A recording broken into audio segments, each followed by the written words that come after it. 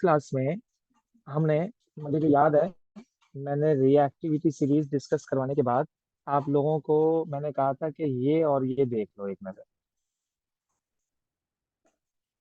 क्योंकि हमने जो रिएक्शन डिस्कस किए थे, on the basis of those reactions हमने डिसाइड कर लिया था कि finally which metal is most reactive and which metal is least reactive. तो अब हमें करना क्या था कि अब हम उसे अप्लाई करें। अब हम उसे अप्लाई करें डिफरेंट चीज़ों पर और कुछ पास्ट पेपर। तो ये है बेटा आपकी रिएक्टिविटी सीरीज। तो जैसे जैसे आप नीचे जा रहे हो वैसे वैसे आपकी रिएक्टिविटी बढ़ती जा रही है। Potassium is the most reactive and gold is the least reactive. So finally इतना कुछ करके, इतनी मेहनत करके, वो हमने मेहनत इसलिए की थी ताकि हमें ये पता लग सके। दैट्स इट, बस। तो फिर जब हम ये कर लेते हैं तो फिर हम डिस्प्लेसमेंट रिएक्शन करवाते हैं। असल काम तो हमारा यही है। देखो, ये जो रिएक्टिविटी सीरीज है ना, इसकी एप्लीकेशन ही यही है कि हम आपको बता सकें। Let's suppose zinc is the metal which is going to react with this copper nitrate। अब आपको सिर्फ ये पता होना चाहिए कि ये जिंक क्या इस कॉपर को यहाँ से हटा सकता है या नहीं हटा सकता। ये आपको पता होना चाहिए। तो अगर आपको यस। याद हो, मैंने एक हैलोजेंस की वीडियो अपलोड की थी।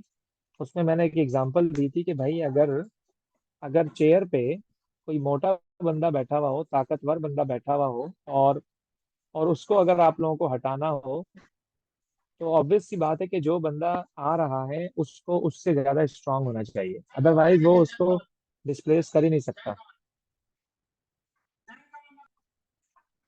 अच्छा जी। तो अब देखो जरा, zinc is more reactive than copper. तो जिंक आया और इस कॉपर को यहाँ से हटाया और जिंक इस कॉपर की जगह आके लग गया। बाकी पूरा नाइट्रेट एज इट इज है, पूरा सब कुछ एज इट इज है। बस इसने इसको डिस्प्लेस कर दिया, बस खत्म। ये है डिस्प्लेसमेंट रिएक्शन, और ये तभी पता लगेगा जब बच्चे को मेटल की रिएक्टिविटी याद होगी। क्योंकि कभी कभार ऐसा भी होगा कि आप लोग लिख रहे होगे नो रिएक्शन।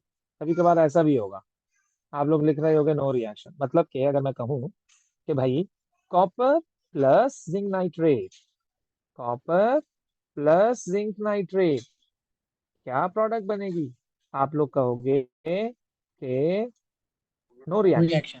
भाई मैं आपसे पूछूंगा क्यों यार, तो फिर आप लोग कहोगे कि copper is less reactive than zinc, तो कॉपर उसको डिस्प्लेस नहीं कर पाएगा। तो ये रिएक्शन की जो प्रिडिक्शन है बेटा, ये बस आप लोगों को पता होनी चाहिए लाजमी। अच्छा जी, अब इसकी आयोनिक इक्वेशन भी आती है। आप लोग देखेंगे फ्रीक्वेंटली वो पूछ रहा होगा आयोनिक इक्वेशन, आयोनिक इक्वेशन। तो भाई आयोनिक इक्वेशन बनाने का सबसे इजी तरीका ये है कि इसमें बच्चे काफी कंफ्यूज होते हैं कि सर आयोनिक इक्वेशन कैसे बनाएं हम। तो बेटा जिनके नीचे एक्वस लिखा है ना, आप उनको ब्रेक डाउन करो। जिनके नीचे एक्वस लिखा है आप उनको ब्रेक डाउन करो ना। तो जब आप उनको ब्रेक डाउन करोगे, ब्रेक डाउन करने के बाद फिर आप देखो भाई दो एक जैसी चीजें कौन सी हैं, दो एक जैसे आयंस कौन से हैं। भाई जो दो एक जैसे आयंस होंगे, आप क्या करो, आप उसको कैंसिल आउट कर दो। जैसे कि इसके नीचे भी एक्वस था, इसके नीचे भी एक्वस था। तो मैंने इसको ब्रेक डाउन कर दिया। कैसे? अब मैं इसकी वर्किंग आप लोगों को दिखा रहा हूँ करके कि हमने इसको ब्रेक डाउन किया कैसे। सी दिस, मैंने इसका कुछ ऐसा किया कि ये जो जिंक सॉलिड है ना, ये जो जिंक सॉलिड है ये मैंने एज इट इज लिखा। ओके। और ये जो कॉपर नाइट्रेट है, इस कॉपर नाइट्रेट को मैंने कॉपर 2+, यानी कॉपर नाइट्रेट जब ब्रेक डाउन होगा तो वो कैसे ब्रेक डाउन होगा, कॉपर नाइट्रेट कैसे ब्रेक डाउन होगा, कॉपर 2+ में और नाइट्रेट में, 2 नाइट्रेट्स हैं। अच्छा, प्रोडक्ट साइड पे जो जिंक नाइट्रेट है उसको जब मैं तोड़ूंगा तो ये टू तो प्लस वो कैसे जिंक आता टू है? प्लस बनेगा। और बेटा ये जो आप देख रहे हैं ना, नाइट्रेट के नीचे जो नंबर लिखा हुआ है, ये कॉपर का नंबर है। ये कॉपर का नंबर है, क्योंकि जब भी आप फॉर्मूला बनाते हैं तो नंबर ऑल्टरनेट हो जाते हैं ना। भाई भाई लेट्स सपोज मैं आपको कह रहा हूँ कि यार मुझे जो है ना एल्यूमिनियम ऑक्साइड का फॉर्मूला बताना है। मैं क्या करूंगा, AlO। अब मैं किसी को बोलूं बेटा जरा पीरियोडिक टेबल से देखना है यार का ग्रुप नंबर क्या है, आप बोलोगे 3 है, तो मैं बोलूंगा इसकी वैलेंसी 3 है। फिर मैं बोलूंगा यार ऑक्सीजन का ग्रुप नंबर क्या है, आप बोलोगे सर 6 है। तो ग्रुप नंबर जब 6 होता है तो वैलेंसी कितनी होती है, 2। तो 2 इसके नीचे और 3 इसके नीचे, तो फाइनली फॉर्मूला क्या बना, Al2O3। तो ये जो एक दूसरे के नीचे नंबर्स लिखे हुए होते हैं बेसिकली ये वैलेंसी ही होती हैं। तो कॉपर नाइट्रेट का जो नाइट्रेट के नीचे NO3 के नीचे जो 2 लिखा है वो कॉपर का चार्ज है। तो तभी मैंने जब इसको ब्रेक डाउन किया तो मुझे अंदाजा हो गया कि यार मुझे तो यहाँ पर 2+ लगाना चाहिए। तो कॉपर 2+ तभी मैंने लगाया है और 2NO3 माइनस मैंने एज इट इज लिख दिया। अच्छा जी, ओके। फिर क्या किया मैंने, जिंक नाइट्रेट को भी जब मैं ब्रेक डाउन करूंगा तो 2NO3 माइनस और plus copper solid cancel out कर दूंगा मैं। नाइट्रेट से nitrate So cancel sir, out हो the गया, जो बचा unreactive one उसको becomes a मैंने यहाँ लिख solid. दिया। अनरिएक्टिव वन, नहीं नहीं नहीं, ऐसा नहीं है भाई, Least ऐसा नहीं reactive, है। sorry, the least तो reactive one इसमें becomes a solid. ऐसा भी नहीं है। देखो ये सॉल्ट्स जो होते हैं ना, ये कॉपर नाइट्रेट हो गया, जिंक नाइट्रेट हो गया, एसिड बेस वाले चैप्टर जब हम पढ़ते हैं ना, उसमें हमारे पास कुछ रूल्स होते हैं। जैसे कि all nitrates are soluble, all chlorides are soluble except lead chloride and silver chloride. इसी तरह से all sulphates are soluble except barium sulphate and lead sulphate. इसी तरह से मतलब कि ये अकॉर्डिंग टू द रूल्स हम ये देख रहे होते हैं कि भाई किसको मुझे एक्वस लिखना है, किसको मुझे एक्वस नहीं लिखना है। तो जिंक डायरेक्टली जो है नॉर्मल स्टेट, उसकी standard state at room temperature, this is solid. तो ये जो स्टेट सिंबल्स हैं ना, ये आपको पता होने चाहिए, क्योंकि जब एग्जामिनर आपसे कुछ इक्वेशन पूछेगा ना तो वो साथ साथ ये भी पूछेगा स्टेट सिंबल्स आर रिक्वायर्ड। तो स्टेट सिंबल बताने के लिए आपको सॉल्युबिलिटी रूल्स पता होने चाहिए। तो अभी तो इन दोनों के साथ नाइट्रेट नाइट्रेट लगा हुआ है ना, तो मैंने अभी आपको एक रूल सिखा दिया। अब आप अपने पल्लू से बांध लो ये कि ऑल नाइट्रेट्स आर सोल्यूबल।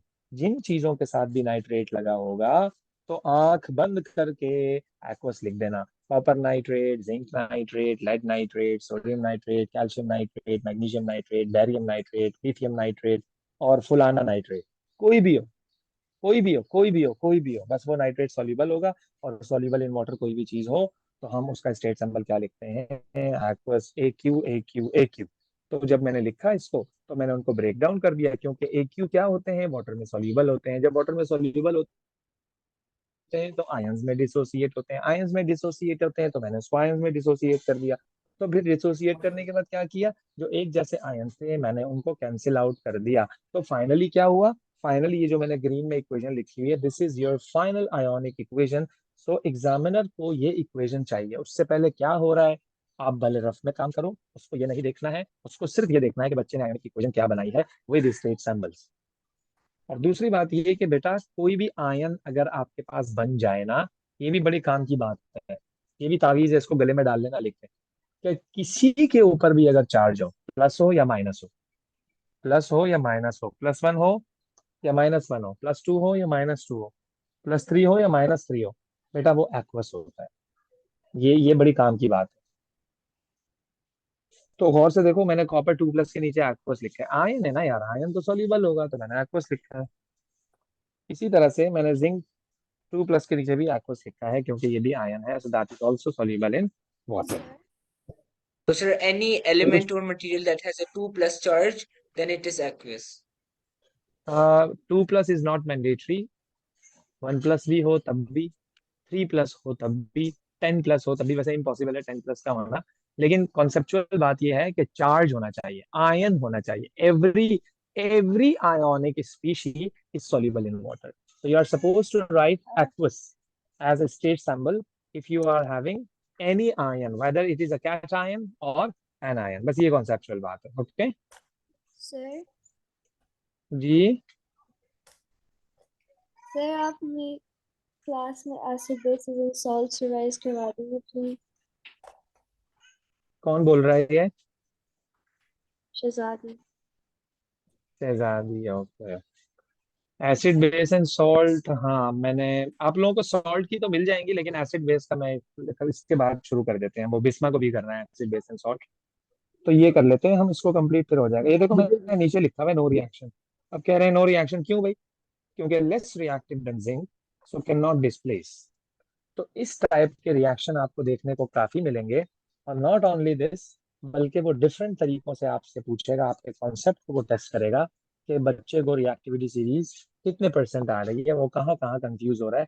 तो बेटा ये आपको बिल्कुल फिंगर टिप पे होना चाहिए। ओके। तो रिएक्टिविटी सीरीज को डिफरेंट लोग डिफरेंट तरीकों से याद रखते हैं बेटा। तो जो है वो, कोई क्या कहता है, कोई कहता है खाला, नसीमा का, मंगेतर, अली। और बात समझ रहे हो, अलग अलग निमोनिक्स बनाए हुए हैं लोगों ने। Please तो stop calling. वो जो है ना, वो एक वो भी है, आप देखोगे स्टॉप मंकी, पता नहीं क्या है, प्लीज स्टॉप, इस तरह का कुछ कुछ है, मुझे याद आ रहा है। Me तो a बेटा kill. निमोनिक तो आप जो बनाना चाहो तो अप टू यू। हमने तो ये किया है, तो खाला नसीमा का माली ज्यादा फजूल बोलता है, कॉपर सिल्वर, बस इसको जो आसानी हो, सो जस्ट एंजॉय। अच्छा, फिर हमारे पास एक टॉपिक है, जो भी ये भी आपको काफी ज्यादा देखने को मिलेगा, कि भाई एल्यूमिनियम अनरिएक्टिव क्यों है यार? एल्यूमिनियम क्यों अनरिएक्टिव है? मतलब कि अनरिएक्टिव मीन्स के जैसे आयरन होता है ना, आयरन होता है ना कि वो करोड हो जाता है, कोरोजन हो जाती है आयरन की। अगर मैं आयरन को ओपन एटमॉस्फेयर में रख दूं, या अगर वो उस पर पानी पड़ जाए, या इस तरह का कुछ भी हो जाए, तो आप some time, after some time you will see that iron oxide would be form. वो रस्टिंग होती है उसकी, ब्राउन सा कलर उस पर आपको डिपॉजिट होता हुआ नजर आएगा, सॉलिड डिपॉजिट हो जाता है उस पर, तो that is called the rusting of iron. क्योंकि बेटा आयरन इज मोर रिएक्टिव। अब जब आयरन मोर रिएक्टिव है, तो ऑब्वियस सी बात है कि उसकी रस्टिंग बड़ी आसानी से हो जाएगी। क्वेश्चन ये है कि same as iron, why aluminium is not going to rust? तो हम क्या कहते हैं कि ये जो एल्यूमिनियम है ना, नेचुरली नेचुरली क्या होता है कि इसके ऊपर एक लेयर फॉर्म हो जाती है एल्यूमिनियम ऑक्साइड की। एल्यूमिनियम ऑक्साइड की लेयर इस पे फॉर्म हो जाती है। अब और आसान करके समझाऊं, और आसान करके ये है कि भाई आप स्कूल से आए, और आपने अपना बैग जो है वो अपने बेड पर रख दिया, और बस आपको अब ट्रिप पे निकलना है, टूर पे जाना है आपको। अब आप चले गए, आप घर वापस आए 20 दिन बाद। जब 20 दिन बाद आप घर वापस आए, तो आपने जब अपना बैग उठाया, तो आपने देखा उस पे ना एक लेयर फॉर्म हो गई है। एक लेयर फॉर्म हो गई है उस पे, किसकी? सैंड की। बहुत सारी मिट्टी लग गई है उस पे, एक लेयर सी फॉर्म हो गई है। तो पहले तो आप उसे साफ करो बेटा, किसी भी चीज से साफ करो। जब तक आप साफ नहीं करोगे, तो वो बैग की सरफेस आपको कैसे नजर आएगी? तो इसीलिए देखो, रस्टिंग के लिए ऑक्सीजन इज मैंडेटरी। अब ऑक्सीजन हो लेकिन रिएक्शन ना हो, तो फिर क्या फायदा? मतलब कि मैंने आपको पिछली क्लास में ये भी कहा था कि भाई आपने नया नया घर बनाया, और आपने जो डोर और विंडो लगाई हैं वो आयरन की हैं। आपने देखा कि यार आपको डर, आपके दिल में डर हुआ कि यार कहीं इसमें जो है ना रस्टिंग ना हो जाए, आपने उसे कलर कर दिया, किसी भी कलर का कोट कर दिया। अब वो colour as a coating act करेगा, as a preventing layer act करेगा। वो ऑक्सीजन को उस सरफेस तक जाने ही नहीं देगा। तो वो जो आपने कलर की कोटिंग की है, वो उसको प्रिवेंट करेगी ऑक्सीजन को उससे रिएक्शन करने पर। तो एल्यूमिनियम पर जो एल्यूमिनियम ऑक्साइड की लेयर है, तो वो जो लेयर है वो ऑक्सीजन के रास्ते में आ गई। अब ऑक्सीजन अंदर जा ही नहीं पा रहा। जब जब तक ऑक्सीजन अंदर जाएगा नहीं, तो रिएक्शन कैसे करेगा? So this is the reason बेटा, aluminium is less reactive. Aluminium is less reactive, तो उसका रीजन ये है। तो व्हाई डजन एल्यूमिनियम कोरोड? तो वो आप यही कहोगे बेटा कि उस पर एक लेयर फॉर्म हो जाती है एल्यूमिनियम ऑक्साइड की, जो उसको प्रिवेंट कर रही होती है किससे? रिएक्शन करने पर। ओके। लेकिन याद रखना बेटा कि वैसे इटसेल्फ अगर तुम एल्यूमिनियम की बात करो, तो रिएक्टिविटी सीरीज में बहुत नीचे नहीं आ रहा होता है। ये नोट कर रहे हो इस चीज को आप? मैग्नीशियम के नीचे आ रहा है यार, फिर भी रिएक्शन नहीं कर रहा है। तो वो मजबूर हो गया। मतलब अब्दुल्ला की लड़ाई हो गई, अब्दुल्ला की लड़ाई हो गई हमजा से। तो अब अब्दुल्ला हमजा को मारने जा रहा है। अब्दुल्ला बहुत रिएक्टिव है, ताकतवर है, मजबूत है, बॉडी बिल्डर है। लेकिन मैंने उसे रोक लिया। अब वो मैं उसे छोड़ ही नहीं रहा। वो कह रहा है छोड़ो, हाथ छुड़ा रहा है अपना वो, लेकिन मैं नहीं छोड़ रहा उसे। तो बेसिकली यहाँ पर एल्यूमिनियम ऑक्साइड की लेयर जो है वो मैं हूँ, और वो जो एल्यूमिनियम मेटल है वो अब्दुल्ला है। तो मैंने अब्दुल्ला का हाथ पकड़ लिया, मैंने कहा चल बेटा यहीं रहे, नहीं जाओ लड़ने। तो ये एल्यूमिनियम ऑक्साइड की लेयर जो है एल्यूमिनियम को पकड़ के रखा हुआ है उसने, कि बेटा ऑक्सीजन से रिएक्शन नहीं करना है तुम्हें, तो इट्स सेल्फ अगर पूछो कि सर एल्यूमिनियम की नेचर क्या है, तो मैं कहूंगा यार ये रिएक्टिव है। लेकिन सर फिर भी वो ऑक्सीजन से नहीं कर रहा, तो फिर आप लोग कहोगे कि उस पर लेयर फॉर्म हो गई है, और ये नेचुरल होता है। ऐसा नहीं है किसी बंदे सर ने वो बैठ जो के उसके ऊपर लेयर है एल्यूमिनियम ऑक्साइड की लेयर फॉर्म। वो प्रिवेंट करती है ना रिएक्शन को। वो प्रिवेंट सॉरी करती है, सर। एग्जैक्टली सर वो प्रिवेंट करती है। समझ आ रही है अब्दुल्ला? आगे चलो Sir, बेटा, सबको समझ आ रहा है? सर क्या Sushman? sir, sir, hmm? when talking about reactivity series, uh, is this reaction for like a specific element or is it for every no no reaction? No, this is for specific element. हर metal is not doing the same thing. Every that means that okay, every individual metal has its own reactivity, has its own reactions. तो फिर वो हम उसको particularly discuss करेंगे। लेकिन ये चीज सिर्फ एल्यूमिनियम के साथ ही है, ओके? तो इसलिए परेशान होने की जरूरत नहीं है कि यार मुझे हर मेटल का कैसे पता लगेगा। सो इसलिए टेंशन वाली बात नहीं है। ओके, आगे आ जाते हैं बेटा। हाँ, अब कोरोजन का तो मैंने ऊपर कह दिया, थोड़ा सा कोरोजन को डिस्कस कर लेते हैं कि व्हाट इज कोरोजन। तो कोरोजन बेटा, एक तो बात ये है, एक तो आप ये याद रखो कि ये केमिकल रिएक्शन है, या कोई फिजिकल रिएक्शन नहीं है कि अबे यार आयरन पे जंग लग गया, चलो भाई हाथ से हटा दिया। मतलब ऐसा थोड़ी होता है कोई। केमिकल रिएक्शन हो गया है, ऑक्साइड फॉर्म हो गया है, ऑक्साइड फॉर्म हो गया है वो, ऑक्साइड फॉर्म हो गया है वो, इरिवर्सिबल रिएक्शन, इरिवर्सिबल रिएक्शन है। आजकल बहुत सारे मार्केट में केमिकल्स आ रहे हैं, तो वो लगाते हैं पाउडर सा, थोड़ा थोड़ा पानी उस पर डालते हैं, वो साफ हो जाता है। वो साफ नहीं हो रहा होता, वो पूरी पूरी सरफेस को लेके उखड़ जाता है, वो वहां से वो साफ नहीं होता। हमें ऐसा लगता है जैसे साफ हो गया। भाई लेट सपोज आपकी कार की जो रूफ है वो रस्ट हो गई। अब आप आए, आपने देखा यार कितना बुरा लग रहा है यार, ये आपने उसको अपने हाथों से, अपने नेल से उसे आपने क्या किया, पील कर दिया। आप खुश हो गए, भाई यार देखो मैंने रस्ट हटा दिया। वो रस्ट नहीं हटाया तुमने, पूरी बॉडी को तुमने वहां से स्क्रैच कर दिया भाई। तो अब एक नई सरफेस निकल के आ गई। तो क्योंकि बेटा ये केमिकल रिएक्शन है, कोई फिजिकल नहीं है ये। एक तो ये कॉन्सेप्ट तुम्हारा क्लियर हो। Corrosion is a chemical reaction. So कोई भी मेटल, अगर किसी भी कोई भी मेटल बेटा, अगर ऑक्सीजन के कांटेक्ट में आएगा, या पानी के कांटेक्ट में आएगा, या एसिड के कांटेक्ट में आएगा, तो वो रस्ट हो जाएगा। वो रस्ट हो जाएगा। इसको क्लियर करो। कोई भी मेटल जब ऑक्सीजन के कांटेक्ट में, या पानी के कांटेक्ट में, या एसिड के कांटेक्ट में आएगा, रस्ट हो जाएगा। ओके जी। तो तीन चीजें हमने आपको बता दी हैं, एक ऑक्सीजन है, एक वाटर है, और एक एसिड है। इन तीनों की प्रेजेंस में रस्टिंग हो जाएगी। तो आप देख रहे हैं कि ये विदाउट रस्टिंग है और ये विद रस्टिंग है। तो रस्टिंग का कलर आप देख सकते हो कि रस्ट का कलर कैसा है। सो आयरन ऑक्साइड फॉर्म होता है, या आयरन हाइड्रोक्साइड फॉर्म होता है। इसमें आयरन का जो चार्ज है ना बेटा, आयरन का क्या चार्ज होगा इसमें? आयरन का चार्ज क्या है इसमें, जल्दी बताइएगा जरा। इस कंपाउंड में और इस कंपाउंड में आयरन का चार्ज कितना है? हम्म। हाँ भाई। हादिया मुजफ्फर, क्या कह रही है Hadiya Muzaffar? It's gonna be 3. Sir, 3 yes, plus +3। Yes, this is +3। Plus three, plus +3। और +3 कभी भी होगा तो रेड ब्राउन होगा, रेड ब्राउन होगा। So rate of rusting is higher at higher temperature. देख रहे हो तुम? यानी कि गर्मियों में रस्टिंग ज्यादा होती है, सर्दियों में कम होती है rusting. When temperature increases, so the kinetic energy of the particle increases. बिल्कुल वही टॉपिक, बेबी टॉपिक जो तुम लोगों ने पहले पढ़ा हुआ है काइनेटिक पार्टिकल थ्योरी में, बिल्कुल बेसिक। अच्छा जी, ओके। तो इन इस केस में अगर आपसे एग्जामिनर पूछे what is the chemical formula for the rust, आप लोग कहोगे Fe2O3। What is the oxidation number of iron in Fe2O3? So you will say +3। Simple. Okay जी, आगे चलते हैं। तो कंडीशन ऑफ रस्टिंग हमने आपको बता दी है बेटा। अब रस्ट को मैं प्रिवेंट कैसे करूं? मैं नहीं चाहता मेरा आयरन या मेरा कोई भी मेटल जो है वो आ, उस पर रस्टिंग हो जाए। तो रस्ट को प्रिवेंट करने के लिए आप उस पर पेंट कर दो।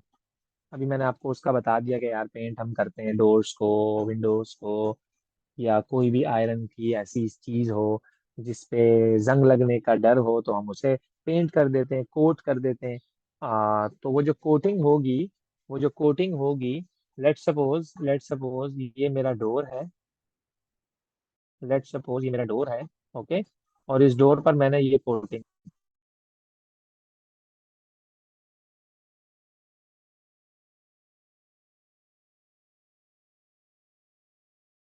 कर दी कुछ ऐसी। अब ये आ रहा है ऑक्सीजन, ये क्या आ रहा है, ऑक्सीजन बड़ा गुस्से में है। इसको पहुंचना है इस डोर तक, इसको पहुंचना है इस डोर तक। अब डोर तक तो बेचारा जा नहीं सकता ये, आप पूछोगे क्यों नहीं जा सकता, क्योंकि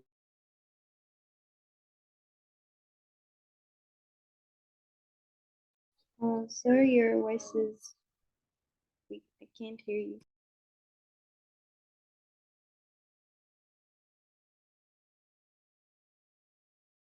ये जो कलर की जो कोटिंग कर दी, ये तो रोक दिया। तो ये जो zigzag लाइन है, this like it is preventing oxygen to react with the surface state easily. लेकिन ओके जी, मैंने आपको ये बताया कि this is not a permanent solution. क्या किया जाए, क्या किया जाए भाई? तो फिर हम क्या करते हैं, दूसरा मेथड है बेटा इसका, oil and greasing. Oil and greasing, oil कर दो किसी चीज को, ग्रीस कर दो तुम, तो वो भी as a protective layer act करता है, तो वो भी ये रस्ट को प्रिवेंट करेगा, वो भी एक लेयर सी फॉर्म कर देता है। तो तीसरा क्या है, कोटिंग विथ प्लास्टिक।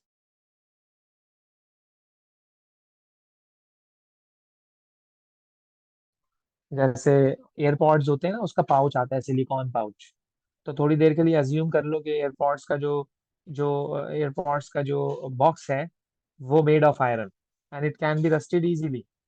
तो हमने उससे क्या किया, उस पर सिलिकॉन पाउच लगा दिया, तो वो जो सिलिकॉन पाउच है वो भी as a protective layer act कर रहा होगा। ये कुछ मेथड्स हैं रस्ट को प्रिवेंट करने के। This is from the past paper, this is from your textbook, that tube number 1, मैंने रस्टी आयरन नेल्स डाल दी हैं डिस्टिल वाटर में। This is your control, right, हम यहाँ से कंपैरिजन करवा रहे होंगे। ओके, नंबर नेक्स्ट, मैंने नेल्स ली विच आर ब्रांड न्यू, कोई रस्टेड नहीं है, 0 मीटर बिल्कुल, बॉक्स पैक, बिल्कुल शाइनी है इस टाइम ये, देयर इज नो रस्ट। मैंने इसको डाल दिया एनहाइड्रस कैल्शियम क्लोराइड में। ओके, ट्यूब 3 में मैंने क्या किया, रस्ट यानी नेल को मैंने किस में डाल दिया, लेयर ऑफ ऑलिव ऑयल में, जो कि प्रिवेंशन करेगा, रस्ट नहीं लगने देगा उसे। और ट्यूब नंबर 4 में मैंने प्योर ऑक्सीजन की प्रेजेंस में नेल्स को डाल दिया, तो वो देख रहे हो आप कितनी रस्टी हो गई है। तो यहाँ पर हमने ये प्रैक्टिकली बताने की कोशिश की है कि इन एक्सपेरिमेंट्स को हम जब परफॉर्म करते हैं तो कुछ इस तरह से कर रहे होते हैं। अगर उसको कंडीशन मिलेगी प्रॉपर तो वो रस्ट हो जाएगा, अगर उसको उसकी मर्जी की कंडीशन नहीं मिल रही है तो वो उसकी रस्टिंग नहीं होगी। ओके जी, फिर हमारे पास है सैक्रिफिशियल प्रोटेक्शन।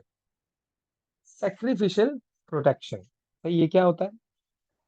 तो बेटा सैक्रिफिशियल प्रोटेक्शन में ये होता है परमानेंट सोल्यूशन, ये होता है permanent solution as compare to the previous 3 methods. मतलब आप ऑयल और ग्रीस कर रहे हो, आप उसको कोट कर रहे हो, आप उस पे प्लास्टिक की लेयर अप्लाई कर रहे हो, इन तीनों से अच्छा जो मेथड है वो सैक्रिफिशियल प्रोटेक्शन है, that is a permanent solution. तो हम क्या करते हैं, अटैचमेंट कर देते हैं मोर रिएक्टिव मेटल की to the iron, to the iron. ये मैंने एक डायग्राम पेस्ट की है, इसकी जरा देखिएगा, बहुत इंपॉर्टेंट है, it's going to clear your concept. भाई ये एक शिप है, ओके, और होता क्या है बेसिकली, ये पूरा मेड ऑफ आयरन है, पूरी सरफेस मेड ऑफ आयरन की। तो यस, कोई कुछ कह रहा है, कोई कुछ कह रहा तो नहीं है बेटा? सर 2 मिनट ऊपर कर सकते हैं? येलो कर दिया। Thank you sir.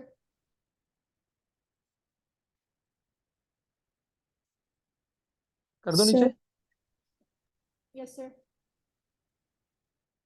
अलीजा कुछ कह रही थी या माहम कुछ कह रही थी, पता नहीं। Sir, but if we are using these like metals to attach to the iron, won't they also like once they are reacted or if they have some um would we have to replace them or is this permanent? Basically we have to replace after several, after some time. Let's suppose I have tasted like reactive metals such as zinc. So zinc is going to react rather than the iron. So zinc will be completely consumed, after some time. So you have to replace the metal. तो हम कुछ ऐसा काम जो है ना वो बार बार हमें करना पड़ता है, ये हमारी मजबूरी है। अगर वो मेटल वहां से खत्म हो, ऑब्वियसली बात है ना यार, going to react with water, simple.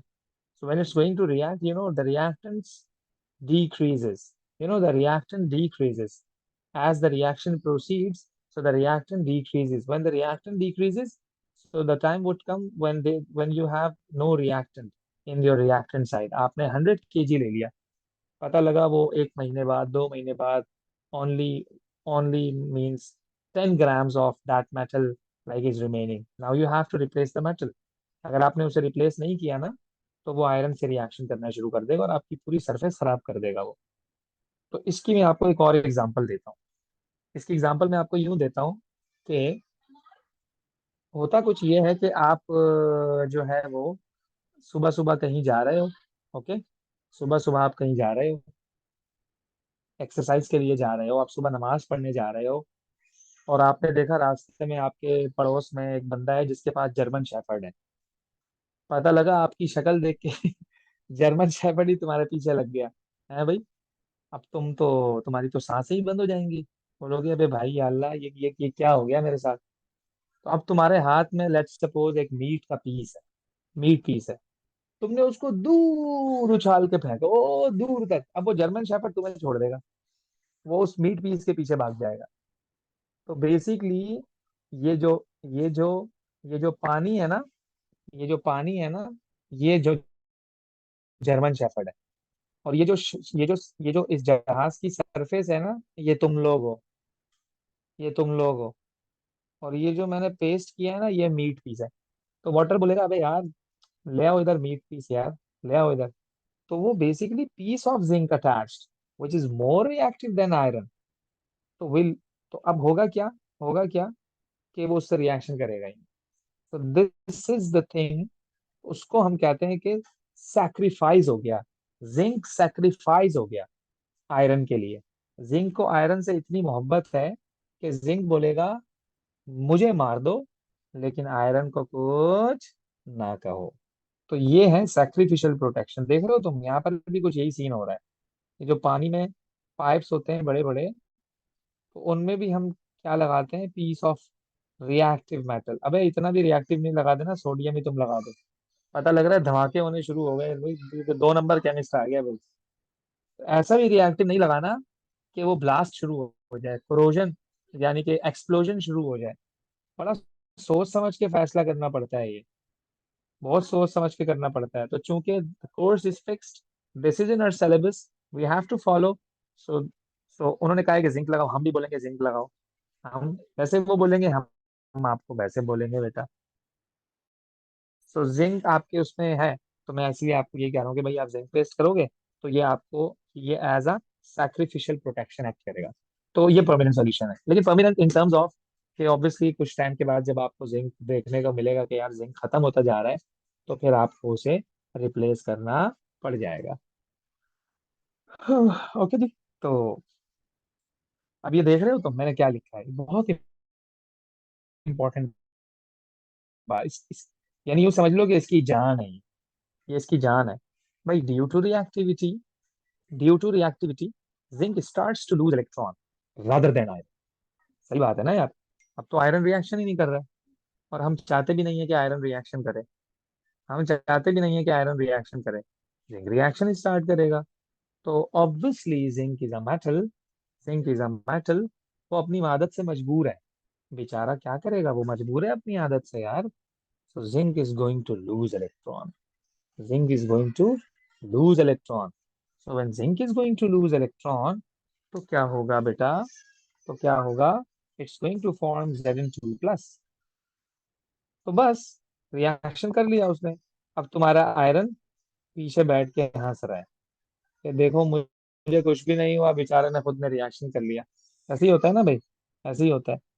तो सेक्रीफाइस हो गया जिंक। तो this is called sacrificial protection. Okay जी।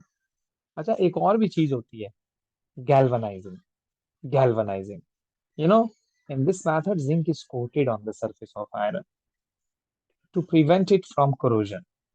मतलब कि बहुत आसान सी अगर मैं एग्जांपल दूं बेटा, बहुत आसान सी अगर मैं एग्जांपल दूं तुम लोगों को, तो लेट्स सपोज आपके पास ये एक कप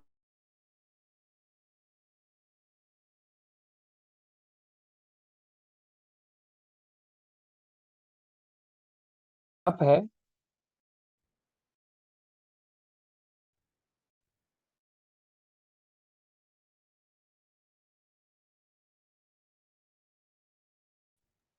सर आपकी वॉइस बहुत लैग कर रही है।